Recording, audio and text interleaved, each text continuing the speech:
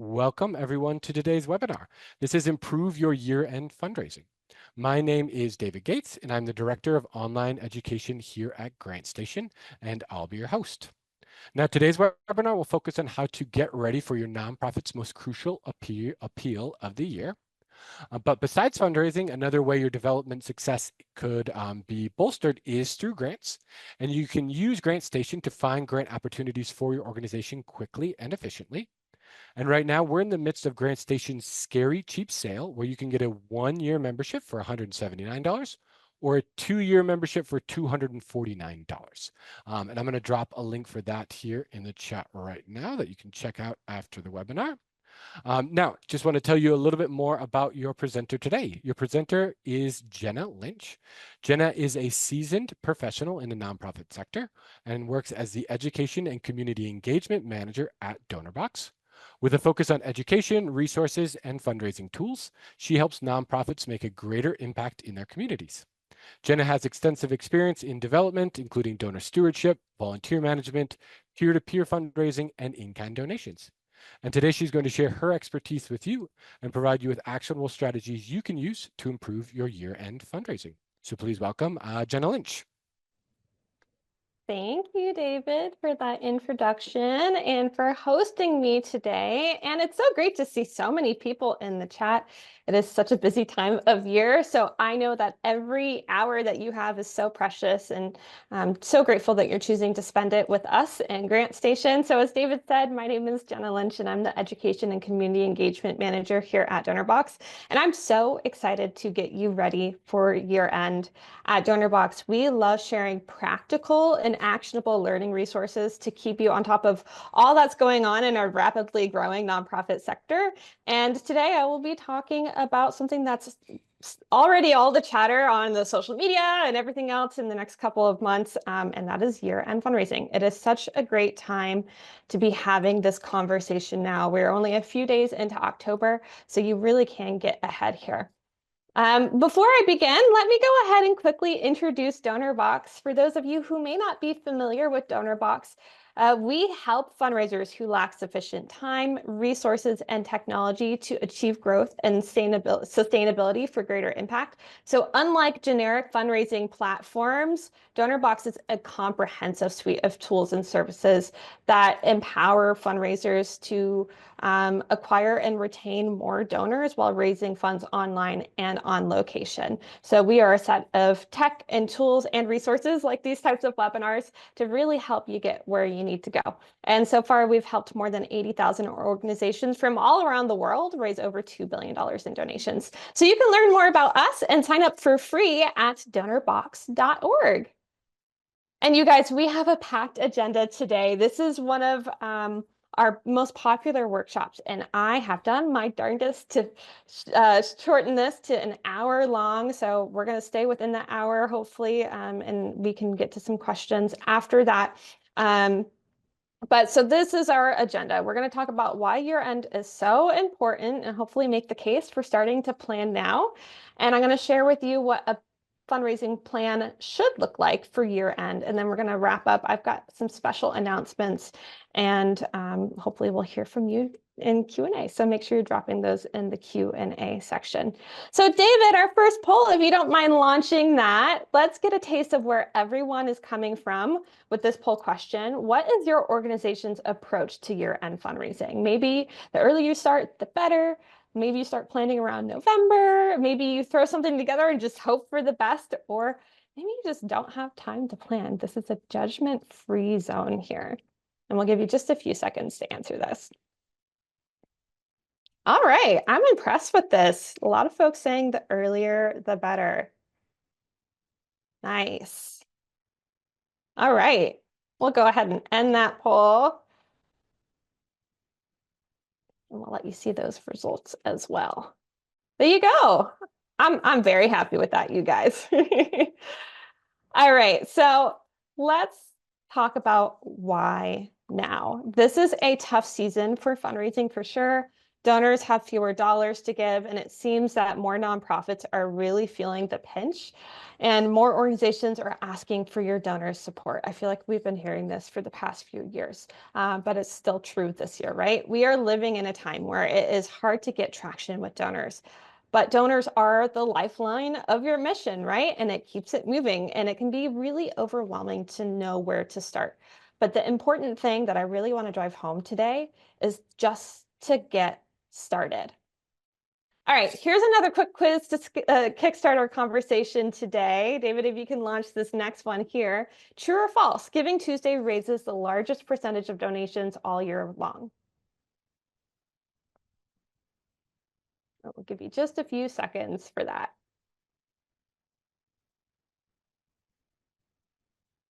Okay. All right. Few more responses coming in here. All right, we're looking good. Let's go ahead and end that poll. So if you guessed false, you are correct. You might think that Giving Tuesday is the biggest day for donations, but the data on year-end giving statistics tell us a different story. So Giving Tuesday is not the biggest day of the year for fundraising. In fact, Giving Tuesday is often the kickoff for year-end fundraising. So take a look at this graph here. This is a snapshot of all Donorbox organizations and what their year-end giving looked like last year. So you can see that organizations raised a lot of money on Giving Tuesday for sure, but holy moly, look at those last couple of days of the year there. More than 1/3 of annual giving occurs in the last 3 months of the year, and the most of that giving happens within the last 48 hours of the year. A lot of organizations put so much emphasis on Giving Tuesday as much as they do on December 31st, and not much more in between. And organizations that do that are really, really missing out. So why is this the case for year-end fundraising? I want to take a look at what we know. I just mentioned that more than 1/3 of giving for the year happens at year-end. And for many organizations, they raise half of their yearly income in the last couple of months. That is massive. And then let's look at this stat. 74% of adults plan to make a charitable contribution this holiday season. So that's a pretty big deal. And of those 74 adults, they plan to donate to 2 or 3 charities during this season as well. And there are definitely some ways that your organization can be in their top 2 or 3 when they are thinking of making a year-end gift. And we're going to talk about that. So, what does a good year-end fundraising plan look like? Well, I have seen a lot of organizations just throw up a social media post on Giving Tuesday and just hope it works. No judgment here. Or maybe they just share a link to their giving page and hope for the best. But an actual fundraising campaign is so much more than that. Your campaign should be filled with milestones. So these milestones here are represented by these colorful dots. Some milestones are absolutely essential prior to your campaign, and some milestones will run throughout your campaign, and some will be post-campaign. So what are these milestones? I'm going to go ahead and give you a closer look and break these down for you. So your year-end campaign will likely follow a timeline like this. You start around early November, and that's why you're here today. You're starting to plan early. So you're going to start in early November and wrap up just before the new year. And Giving Tuesday is a major milestone, and it's a great opportunity to launch or boost your campaign. And this year it's on December 3rd. It always comes the Tuesday after Thanksgiving. And it has such huge social media power through that Giving Tuesday hashtag, making it a pretty ideal time to engage your supporters and build excitement for your year-end campaign. So you want to align your campaign with it. But I think the catch is with so many organizations emailing and posting on Giving Tuesday, it can feel like your message is lost in the noise. So how do you face this on Giving Tuesday? Do you feel like Giving Tuesday is getting a little noisy? Does it feel like it's a little competitive? Let me know in the chat.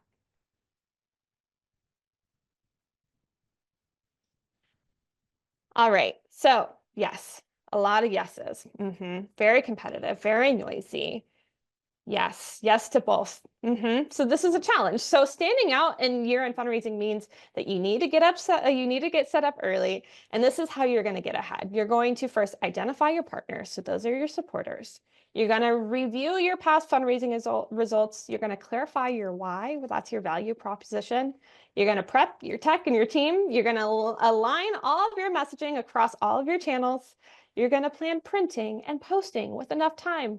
You're going to review your donor segments, and you're also going to make sure that you leave enough time to set up your matching gift programs or your campaign challenges, and that you're reaching out to your major donors so that they can plan with you for these big campaigns and you're not leaving it to the last minute. So once your setup is done, and we're going to go through all these things I just reviewed in more depth, it is time to inspire your donors, right? That is our next milestone. So I call this milestone attract, showing why your cause matters and appealing to both new and existing supporters. So now is the time to give your donors a little extra care and highlight your impact and really continue to build that relationship and that trust. Donors give more when they know and trust and like you, right? If they only hear from you when you're making an ask for money, that trust fades. So you need to be engaging with them now with intention to build those relationships so that you can make that ask and it will feel a little bit more natural. And then we shift into kickoff mode, right? November is when you should officially announce your campaign with emails and letters and social posts. But remember, you need to keep reinforcing your message throughout. So, quick question for everybody, drop it in the chat. How many times do we need to hear something before acting on it? What do you think that number is? How many times do we need to hear something before acting on it? Yeah. All right. I'm seeing some really good guesses in here. Okay, that's right. So if you guessed 7, you are correct. 7 times. The rule of 7 is like an old marketing rule, but the point is consistency and communication is key. You can't just send one message and hope for the best, right? But here's the tricky part. Hitting promotion milestones while keeping your message fresh, right? Can be hard, right? When you're trying to adjust for tone, for emails and letters and posts, that can be even harder, especially when you're short on time. All right, more milestones ahead here, you guys. Now it's time for the December sprint. The last few days of the year are so crucial. Again, most of those donations come in those last 48 hours. So it's all about reminding donors how their gifts impact that life-changing work, right? So quick check-in. Now that we know that magic number, oh, the data was recently updated to 10. Interesting, Erin. I'm going to have to go check that out. Thank you for that. So how are you feeling about this level of outreach? Maybe it's 7 times, maybe it's 10 times. Are you comfortable with that number? Have you done more or less in the past? Let me know in the chat. Oh, stress. Don't worry. We're going to remove that stress. Exhausted already. Okay, keep in mind though, if you're feeling a little overwhelmed by this outreach number, your supporters are most likely only catching a few messages here or there. So it may feel like a lot to you, but for them, they're not going to see as much as you're putting out, right? So it's not so bad. You're going to be fine. All right, so now we cross into the new year, right? It's time to pause and catch your breath. And then hopefully you'll be busy entering your gifts and measuring your progress. And January will involve issuing those tax receipts, but you don't want it to feel too transactional, right? So that's when you take the opportunity to genuinely thank your donors and show the impact their support is already making. So between both planning and wrap up, the key here to your campaign success is to make sure that you're planning ahead and that you're not rushing through them. So here's everything I just spewed at you, right? Here are all the moving parts to your year-end campaign. This is everything you need to tackle from now until year-end. And I won't lie, the workload can be heavy, but it will be so worth it. And come November, you will be able to breathe a little easier and sleep soundly knowing that you have a solid plan in place. So I'm calling this 30 days to your year-end campaign. If you start tomorrow, make Friday your planning day, you can get this campaign ready to go in 30 days. All right, How are we feeling so far? Give me a thumbs up or a thumbs down. How are we feeling? All right. Okay. I love to see it. Thanks, guys. I don't know if you can hear my stomach growling, but I missed lunch today. All right. So a year-end campaign starts with assembling your team, right? A year-end campaign is absolutely a team effort. So who will be involved in the planning? Your staff, your volunteers. It is so important to clarify, you guys, the roles and the responsibilities early on. And I'm going to talk about if you are a team of one as well. So everyone executing the fundraising plan should be included in this discussion. So consider each person's strengths when you're assigning roles. Do they have enough bandwidth for a task this big, first of all? And it's not just about assigning work, right? People need to understand how their role contributes to the bigger picture for ownership and accountability. So you want to aim for a balance of skills here, creativity and execution, right? Select individuals with complementary strengths to cover all of your bases, right? You want someone who's a taskmaster and someone who's really creative. And board members can participate in this big picture planning as well. But for all the nitty gritty details, I want you to focus on your core team of staff and volunteers, unless your board is really willing to roll up their sleeves and get hands on. Okay, so David, if you don't mind sharing the Google link that I share with you in this folder, I have an activity workbook for you that will guide you through several activities in this session today, and this is one of them.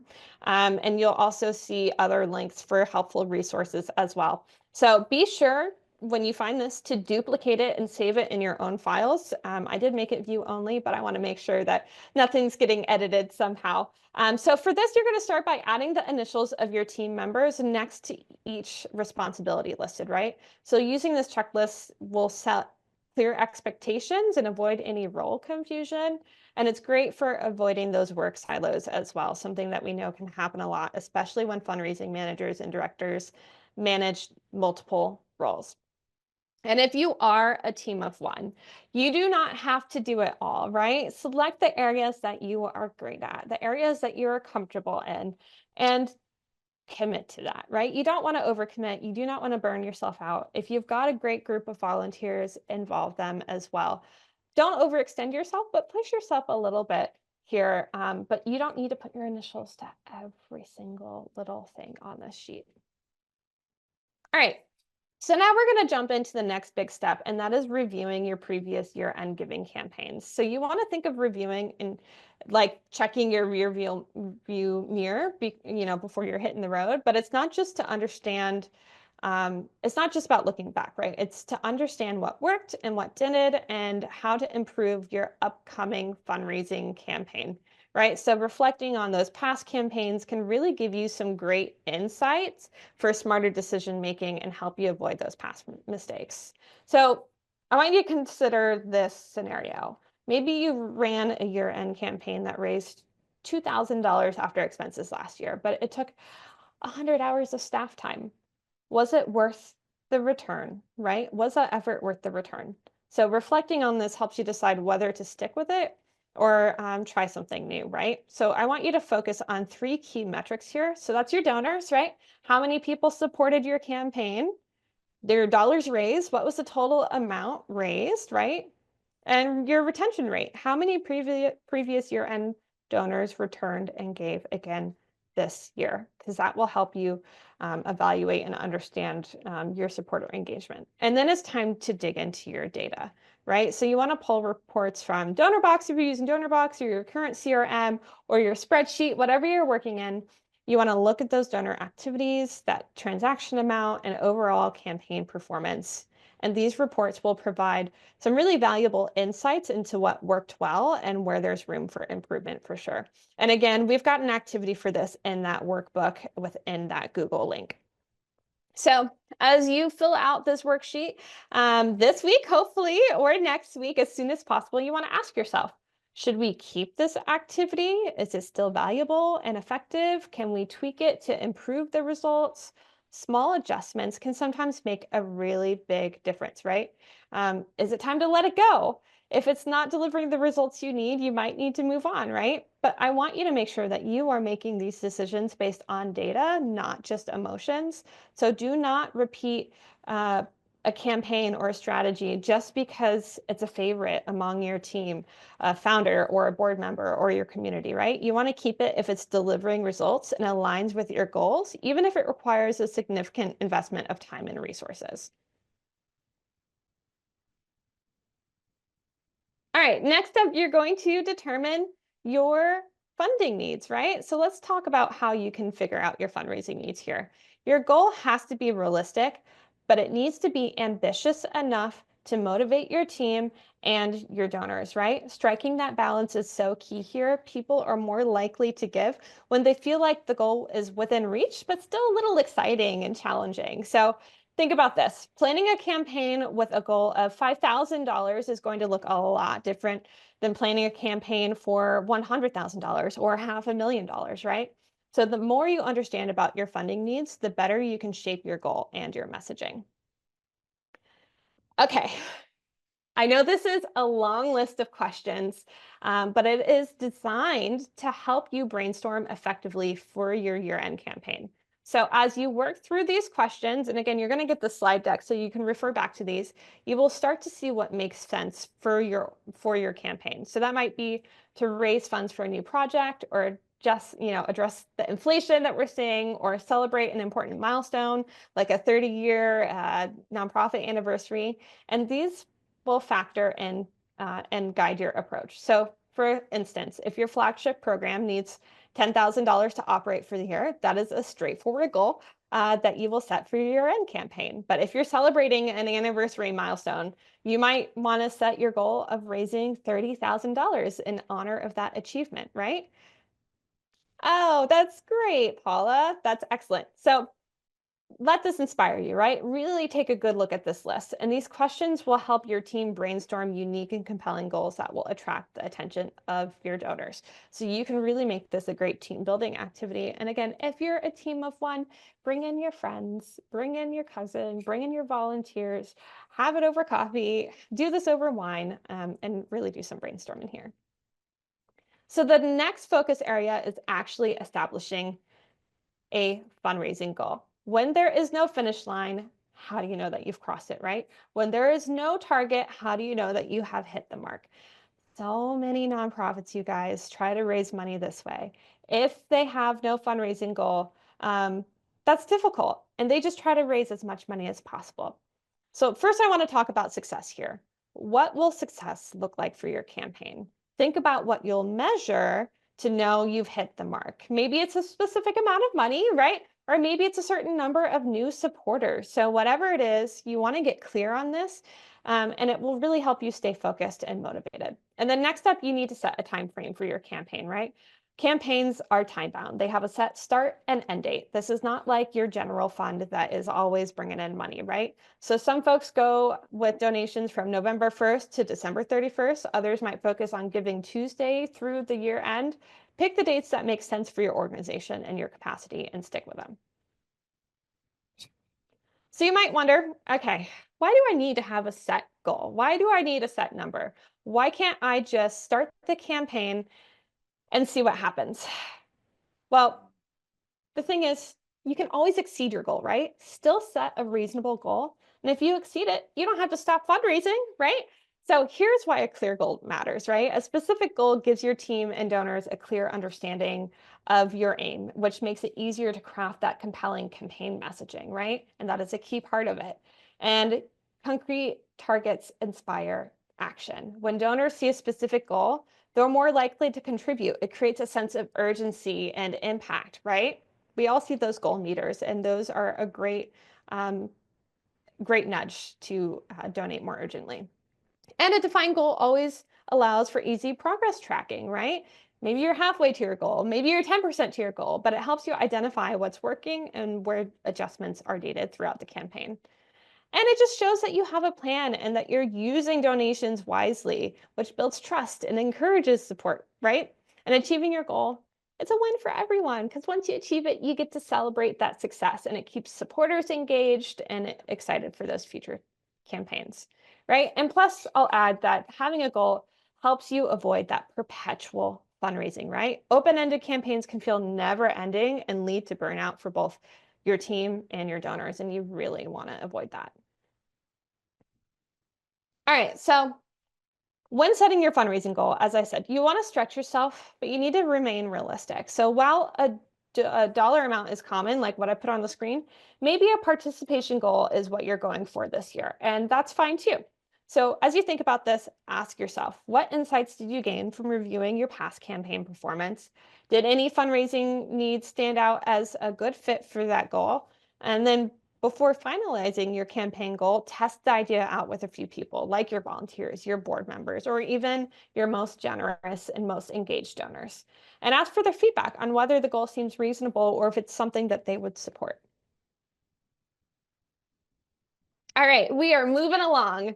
Now we are on to one of my most favorite things to talk about, your case statement. Your case statement will help clarify what you will be communicating this season. So this is your why, right? Why is it important? Well, a fundraising appeal is an intentional outbound ask for donations for your campaign. But to do that well, you need to fully understand what it is that you're asking of your supporters and spend time clarifying it so that everyone will understand, right? So it starts with why you, right? Your donors are going to ask, why you? Can you clearly explain why your organization is the best partner for supporters to give to right now? This isn't about your mission statement. This is totally different, you guys. It's about the deeper motivation behind what you do.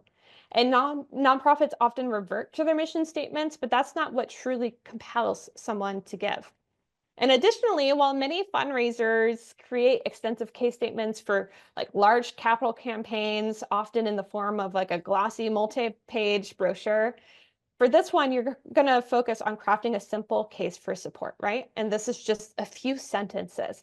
And this will allow your organization to communicate the needs for your funds in a compelling way to your donors. And at its core, a case for support answers the fundamental question every single donor has. Why should I give to you rather than another organization or not give at all, right? So for example, if I have $100, I can choose to spend it. I could buy some extra groceries that month. I could give it to you, or I can donate it to a similar organization with a comparable mission. Your task is to make it so clear and compelling why giving you that $100 offers me the best value, right? So before diving into writing your appeals, which is the ask, right, you need to develop your case statement. So what is your value proposition? Your supporters need to know why you are that worthwhile investment. Again, if I have $100, I can give it to you. I could also go choose to give my money to the nonprofit down the road, right? Or I could buy a new pair of shoes. This is inherently what they want to hear. But can you communicate this? I know this is challenging, and we're going to break this down in an easy to work through module that's in your workbook as well. Okay, with these points in mind, take a moment to reflect on what you do and how you do it. You will focus on defining what is desirable to your ideal supporter and what is exclusive to your organization. So this will form your value proposition or your case for support. So essentially, you're making a case for supporters to provide the funding that brings your mission to life. So we've set up that guided activity in your workbook, and this is just a fantastic opportunity to get some ideas down on paper, right?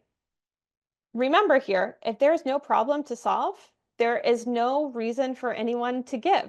So first, I want you to start by defining the specific problem your organization aims to address in the world. So answer this for me in the chat. Why do you show up to work day after day? What is the problem you're showing up to work to solve? Serve those in need. Who are those in need? How are you serving them, right? Lack of resources for refugees, make your community better.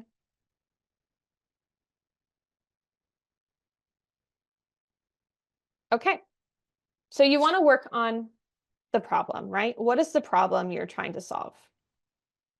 And then with these in mind, I want you to think through what you do and how you do it. And then you'll spend time working on defining what is desirable to your ideal supporter and what is exclusive to your organization. That will be your value proposition or your case for support.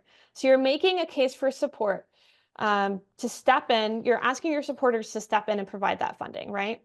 So let's take some time to define the problem. Write it down. All right, next, this is how you solve the problem you just identified. So your solutions can be programs you offer, they can be services you provide, how quickly or efficiently you can make an impact, or your unique approach to solving an issue. So the goal of this step is to get as many ideas out on paper as possible. So in this step after this, you're going to pare them down to determine which ones have the highest potential of inspiring donors and leading to that greater giving. So use this as a brain dump right now. How do you solve the problem that you have identified? All right. And then after that, you're going to focus on how you solve the problem in a really exclusive way, right? You want to find messaging that is both desirable for your supporters and exclusive to you. So with your problem defined and your solutions listed, you're going to evaluate them for their potential to resonate with your donors. So you're going to identify those solutions that are desirable, and then you're going to narrow it down to those that are exclusive to your organization. So desirability answers, how badly does my ideal donor want to make this impact, right? So you're going to cross out solutions that don't resonate with your ideal supporter and circle the ones that matter most. And then exclusivity answers, can I make this impact anywhere else, right? So star the solutions unique to your organization, something that your organization does that no other organization does.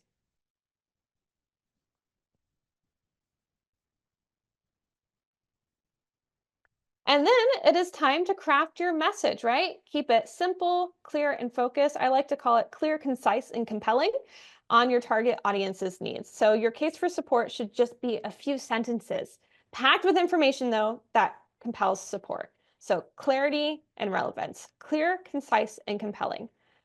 So I hate to say it, but you should spend time generating 10 or 15 variations of your value proposition and then test them with different audiences. So again, your board, your team members, your family, your volunteers, to find the one that you think will resonate best. So use a simple 5-second test here, show your statement, and then ask questions about what they remember about that statement and what they think your organization does based on that statement and what they think your impact on the world is based on that statement, right? Let me give you an example. This case for support is too generic. In fact, if you're taking notes right now, write these words down for me. Give hope. Write it down. And now I want you to put a big X through them. Please do not ever use this phrase. It means nothing. Give your donors something concrete, something that they can really sink their teeth into, right? Don't give hope, give money. There's probably a better way we could say that too, but yes, right? So this is improved. This statement here explicitly covers the problem, solution your nonprofit uniquely solves, and why your nonprofit is the best choice to solve it, right? This statement even ties it to a financial amount, like $25 provides 5 buddy bags. You guys are cracking me up in the chat here. Yeah, so listen to this. School meals are sometimes the only meals students get in a day. When school's not in session, kids go hungry. That's your problem, right? Kid Care's Buddy Bag program provides kid-friendly, easy-to-prepare snacks and light meals on weekends and school breaks. That is what makes you exclusive, makes your organization unique. And your gift of $25 provides 5 buddy bags, so one child does not go hungry over the holiday season. So that is the tangible impact of their gift, right? So with all this in mind, let's revisit this. Pro tip here, don't focus your case for support on your organization's needs. No one cares about them but you. I hate to say it. I see this a lot. We're short our fiscal year goal of $100,000. Give now. Don't do that, right?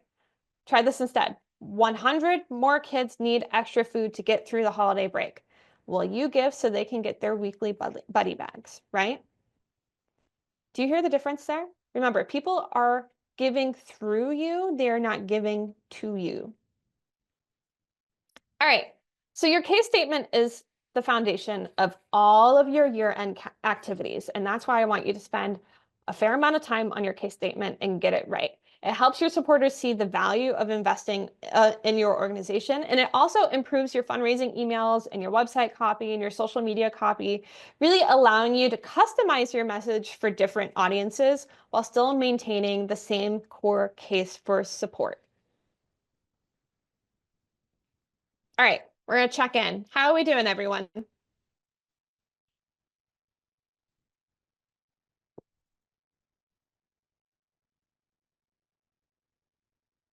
Awesome. Woohoo! Good. And again, we do have a Google folder link for you that's going to have this workbook I keep on referring to, some helpful resource links, and a communications calendar that we're going to get to as well. All right, so now on to segmenting. Segmenting, yes. So in today's fluctuating economy, having a solid group of supporters is so important, more important than ever, I think, right? So by identifying your best supporters, you can really focus your communications this giving season. I always say, if you are talking to everyone, you are really not talking to anyone, right? And there are some notable trends happening in the nonprofit world right now. Donors are fewer in number, many are supporting fewer organizations, and people are feeling more distracted, and we're getting more and more distracted all the time. And when times are tough, donors tend to stick with the organizations that they trust. That's why meaningful communications and a smooth donation experience are so key to building that trust. And guess what? That's where segmentation can be really, really helpful. So let me start with a quick question and answer this in the chat for me. Do you have someone in your life who always makes you feel seen or special? And what do they do to make you feel that way?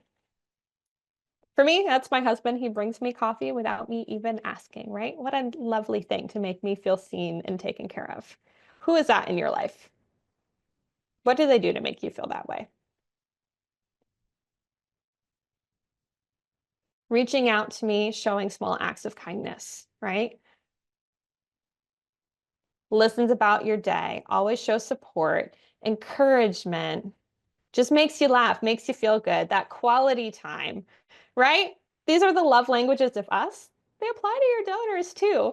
As nonprofit leaders and founders and fundraisers, you can create that same feeling for your supporters, making them feel like they are so truly valued and seen, right? And while those one-on-one interactions are incredibly impactful, I also recognize that investing in that personalization can feel really daunting if you have a larger donor base, and it may just not be possible. But the good news is that you can achieve that connection on a bigger scale and help your communications feel a little bit more impactful. Each one of your donors has a unique set of passions and interests. You do not want to treat them all the same. So it may be unrealistic to send individual letters or emails to every single donor every single time, or call every single one of them. You can still target your communications more effectively.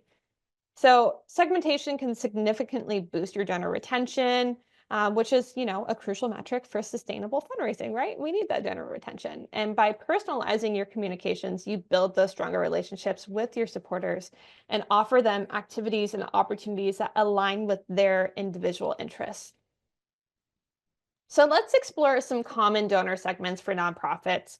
Grouping similar donors takes time. Uh, it's not like a fun task all the time, but it is so worth it. Many organizations segment based on giving history, because you wouldn't communicate to a first-time donor the same way you would with someone who's supported you for 10 years, right? Don't do that. Similarly, you'd approach a weekly volunteer differently than a new supporter from social media, right? And then age demographics also play a role in it. So like boomers and Gen Z and millennials, they also influence how you're engaging with your donors. There are countless ways to segment your donors. It's all about how you want to slice and dice your data. So you can break these down into larger segments, these larger segments into smaller audience. So for example, when considering giving history, here are some common groups, right? Keep in mind that for every 10 donors, about 8 of them will not give again. I don't like that stat, but it's true. So it's important to tailor your communications to new donors and make them feel extra special here. So there are some common segments. And grouping donors takes time, but it's worth it for 2 reasons. While it does require that upfront effort, segmentation leads to more effective long-term interactions with your supporters, and that tailored messaging really resonates better with specific groups, making recipients more likely to respond positively to that message, right? So you want to keep track of what programs your donors are engaging with. If you've got certain flagship programs, and keep track of how they're engaging, whether that's text or newsletter or phone calls, right? And you can segment them and tailor your communications accordingly. And the good news is that Donorbox makes segmenting super easy. So with Donorbox CRM, you guys, you can quickly group your supporters based on things like giving history, how they engage, how they've engaged with your organization, how engaged they are in general, or how often they donate. And this lets you send the right message to the right people at just the right time. If you are not using a CRM, get yourself out of those spreadsheets. You can really do a lot of segmenting with this. And then in addition to this, our donation driver AI acts as a smart assistant for your donor data. I cannot tell you how many times I would cry over donor data when I had my boots on the ground. So this allows you to type in prompts like asking for your top 10 donors from last year, and it retrieves that information in seconds.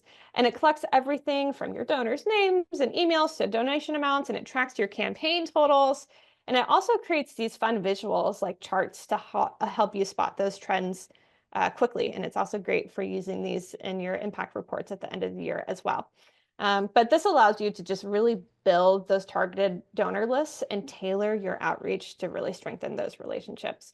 And this is available for all Donorbox Pro and Premium users, and it will very soon be available within the Donorbox CRM as well. And I've linked this in that Google folder drive for you under the resources folder so that you can learn more about Donation Driver AI. It really is such a time saver during this busy time of year. All right, so now we're going to prep your tech. At your end, and like really all year long, you want your tech and your tools to be working for you, not against you, right? You are putting all this work into your year-end planning, and you want to complement that plan with the right tools that really amplify your efforts. So we've got one more poll question for you. Again, judgment-free zone here. Take a moment to reflect on this. When was the last time you refreshed your donation page? Maybe 30 days ago, 90 days ago, more than 90 days ago, or maybe never. That's okay. We're going to take care of that. Give you just a few seconds for that. Okay. A little bit across the board, most folks saying more than 90 days ago. You definitely want to check up on your tech before you're launching your big year-end campaign. All right, let's go ahead and end that poll, David. And share those results. Awesome.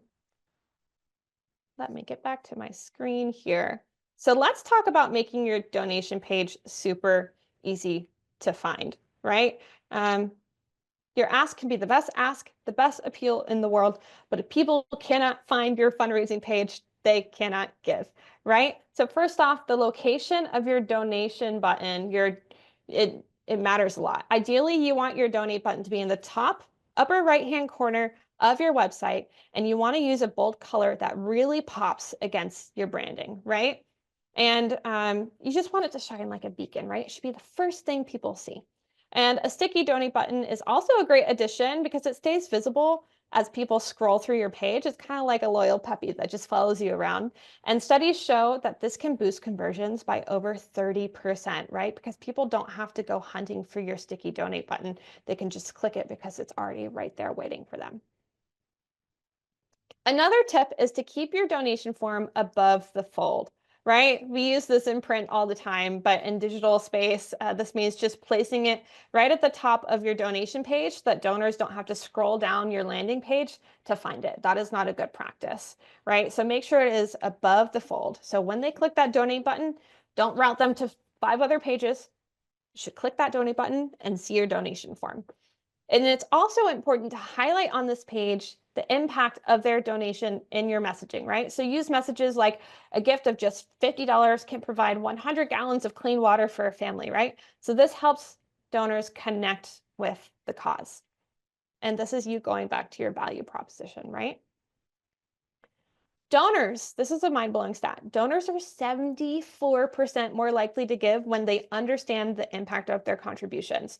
So sharing this information can really encourage them to move forward with their gift, especially when it's right there in the donation form, right? So you can see this here. You can connect a dollar amount to a specific outcome. So again, maybe $10 provides a nail trimming for a dog. $100 is a standard vet checkup. $1,000 is food for a year. It just makes the impact feel more relatable and tangible. And then remember, your fundraising campaign should not stop after the donation. Do not forget to thank your donors. Don't forget to do it.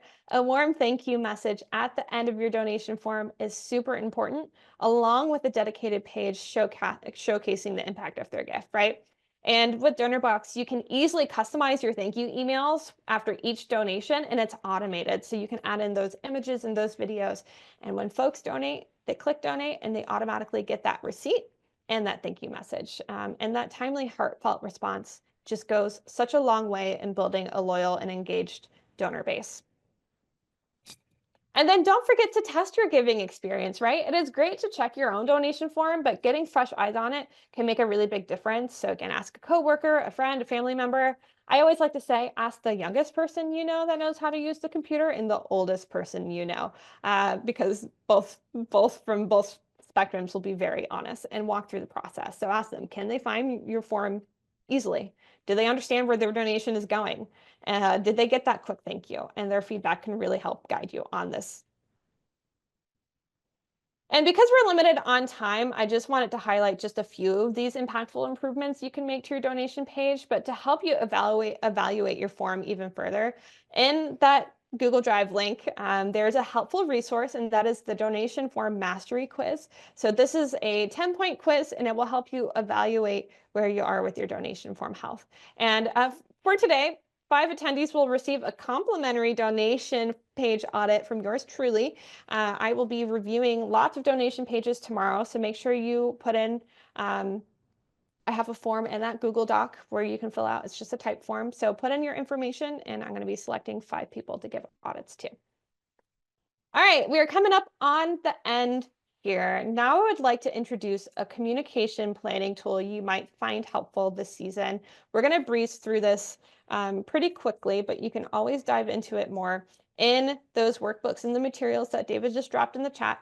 I have used this method frequently for my own communications plans, and I've used it with our Donorbox coaching clients too. It is such a good exercise, but it's also easy to keep posted somewhere to see what is ahead. So again, this we have a copy of this for you in that link. So here is what we call the 5 A's of awesome fundraising. So this is your fundraising cycle, but we've rebranded it so that it can be a little bit easy to remember. So that is attract, ask, acknowledge, account, and again, right? So you're attracting your supporters, you're asking them to support you in your mission, you're acknowledging their gift, you're accounting for the impact that they've made, and then you're doing it again. And the cycle should be the guide for all of your communications. And I'm going to show you how to apply it very quickly now. Okay, so here's what our communications calendar template looks like. It is organized by calendar for quarter for you, with example dates and campaigns to kickstart your planning here. So first, take a look at all the activities here on the left-hand side that we've listed in this template. Feel free to edit these as needed. Again, go ahead and duplicate this Once you dive into the Google Drive link, duplicate this for your own use, save it on your desktop or in your downloads, and edit these tactics as needed to match your tools and your tactics, whatever is in your toolkit, and remove some columns. Maybe you'll add some others or you'll change the names of some. But for the sake of this example, let's say that my organization supports children battling cancer with summer camp programs, weekend outings throughout the year, and fun events like that. So start by adding your major dates like your anniversaries, your events, or regular fundraising activities to this. And this really sets a clear foundation for what you need to promote and prepare for each quarter. So this, we're preparing for end of year campaign, Giving Tuesday. We're going to launch a Christmas store for families, right? So add all those little things in there. A fall festival, all that good stuff. And then you're going to research additional dates. So those are like relevant holidays or national awareness days and themes to align with your outreach, right? So like gratitude in November or fun summer themes or Thanksgiving even, right? National awareness days, Hanukkah, add those in as well. And now for the tactical details. So this begins with recurring activities like your monthly newsletters that you're sending out or weekly, whatever that cadence is, your blog articles, all of that good stuff. You can always create a separate plan and go more detailed for your social media content scheduling. But so that might be a blog post ×2, your monthly newsletter, things like that. And then you're going to fill in the tactics for each event or campaign. So whether by month or activity, whatever works for you here. So that would be your emails, your videos that you're sending, your direct mail pieces. So your tactics are how you are getting this out to your supporters. How are they seeing this, right? And then finally, I always suggest a color code. It helps just make your plan more visually clear. And I like to group these outreach efforts by color, but you can customize these, of course, however suits you best.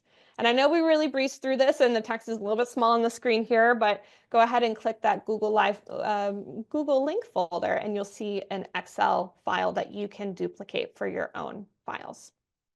All right, but once you've done all of this, you put all these things together with your case for support and all of your communications plans, and you have a multi-channel campaign, right? You've got your appeal letter, you've got your postcards, you've got your emails, you've got your campaign page, your donation page, you've got every single thing you need for your year-end campaign. All right, so let's revisit this 30-day year-end campaign again. Again, if you start this month, you're ready to launch early November. So all we've got left is writing our appeals. And we're not going to be covering that today because that is a session all on its own. That is a long session all on its own. But I will be hosting an appeal writing workshop this month through Donorbox. I don't have the registration page up yet. I hate to say it, but I will make sure that I share the link in a follow-up email to all of you for those of you who are interested in joining the appeal writing workshop, and you will leave with your appeal in your hand. All right. And again, as a special gift for you, I'd like to offer a free donation page audit to 5 of you in the audience today. So I will put your form through a comprehensive 10-point check, and I'll give it an overall score of 0 to 20, and I'll make suggestions to make it better from design to copy to placement all the way through. So go ahead and fill out that form that is in the Google link document that David shared. All right, a lot of information here. Let's go ahead and move on to questions. And if we don't get to all of them today, or if you've just got other questions for me that you don't want to ask in the chat, you can always reach out to me at academy@donorbox.org. All right, I'm going to go ahead and stop sharing my screen so that I can access the questions tab a little bit better.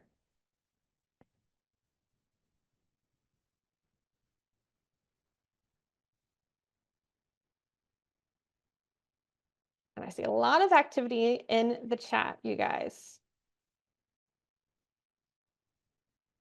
Okay, first question. David, am I good to start answering questions? Yeah, go ahead. And just a reminder for everyone, if we do go a little bit over, you will get the recording. So you'll be able to review all of the questions here. Great. Awesome. All right. So Maggie asks, do we share the goal on platforms like social media? Yes. Yes. Share your goal wide and far. You want to be as transparent as possible in your communications. If there's a goal to hit, it's going to motivate them to hit that goal with you, right? So yes, share your goal. Oh, hang on. I lost my questions here. Give me just a second, you guys. I clicked out of a tab. All right. Okay. When you mention new donors, do you mean people on our list who haven't given or figuring out how to broaden our reach?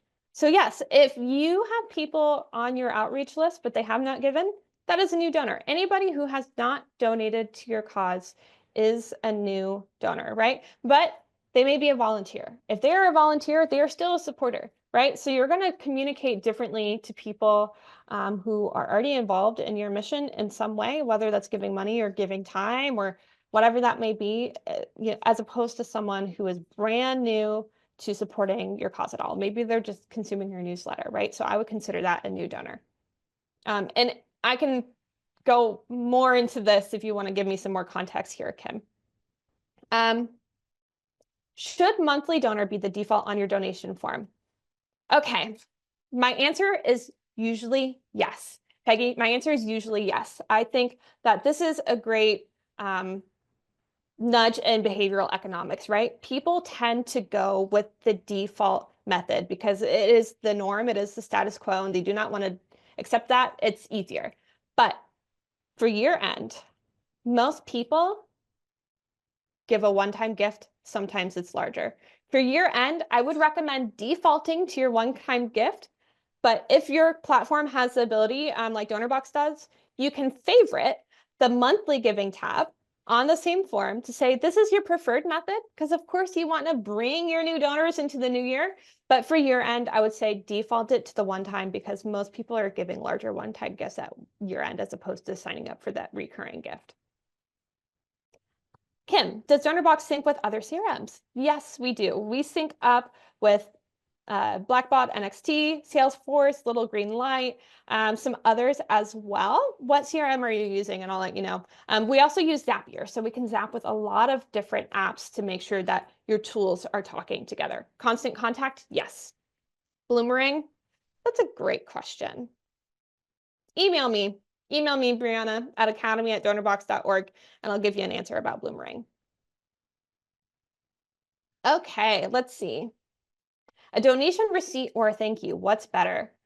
An automatically generated form as demonstrated today or a personalized thank you hand signed? I love this question. Thank you for asking this. You need both.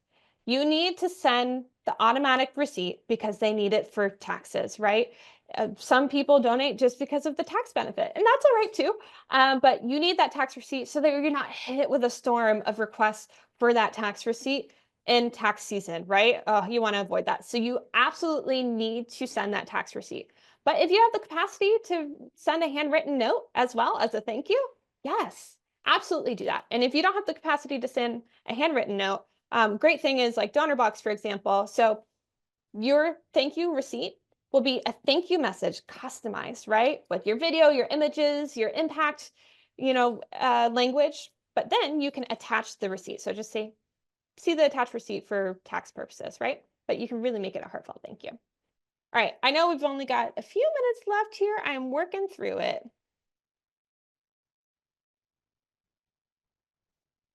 Okay, we answered that one.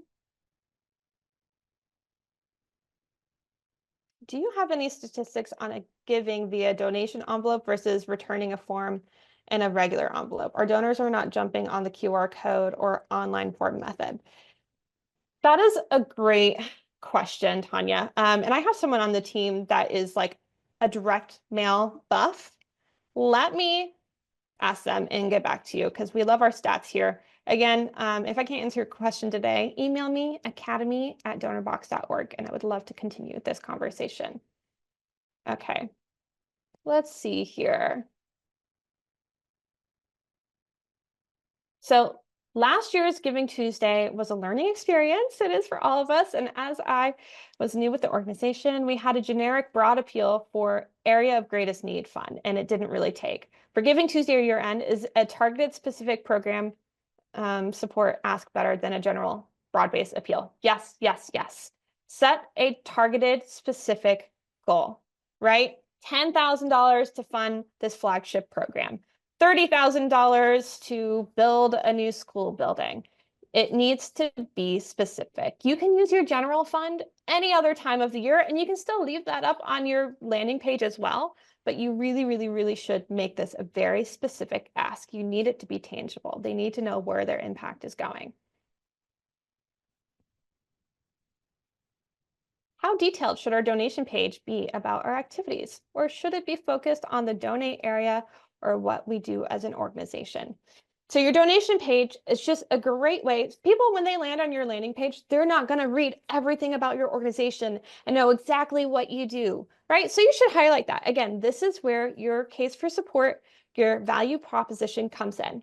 You do not want to distract your donor with too much noise, and you don't want long paragraphs of information to distract them from the ultimate call to action, which is to give you the gift, right? So not too detailed, 3 to 5 sentences, the unique problem, how they're going to solve it, the impact that they are going to make. Point them towards that call to action, which is your donation form, and add in some happy images because we connect with faces as humans, right? Do you find it better to send tax receipts with each donation or at end of year receipt? Some donors prefer one or the other or both. I say yes, send it with each donation. And if someone requests specifically that they want all of it on an end of year receipt, you can go ahead and do that too. And Donorbox makes that super easy. It's literally you click 2 buttons. You select the donor, you click send, and it will send them a whole end of year receipt. So I think it's best practice to continue to keep up with that so it doesn't sneak up on you and you don't get that blast for requests. Do you have a website that has been established that we can try out to see this live? So Donorbox, if I'm understanding your question, you can sign up for Donorbox for free. You can build your first campaign for free, all of your campaigns for free. And we just have a platform fee for when you start raising those funds, right? And there's different fees for different types of organizations for Stripe and PayPal, but it is very, very easy to start your campaign, and it will cost you nothing. No monthly commitment, none of that. Is it similar to Donor Perfect? I'm not too familiar with Donor Perfect. I will say we are more accessible. We are more transparent in our pricing. As far as functionality, I think that we are so easy. You're talking to a millennial that doesn't even know how to save a contact in her iPhone, but I can build multiple campaigns on Donorbox and unlimited campaigns in 10 minutes or less. We are using ActBlue for our donations and are creating a Patreon page as well because our nonprofit creates podcasts. Is that a good idea? I'm not familiar with ActBlue, Jane. Patreon is a great place, especially to capture those younger donors for sure. I've seen a lot of organizations do that. My question would be is how you're collecting your donor data. When someone gives, do you get that information on the back end, and are things automated so that you can log that gift and send the thank yous and the receipts? It's not a good idea if you can't do that, in my mind. Visit GrantStation to see our latest online education offerings in the form of live webinars, interactive workshops, and on-demand learning. GrantStation.com, your fast track to funding and online education.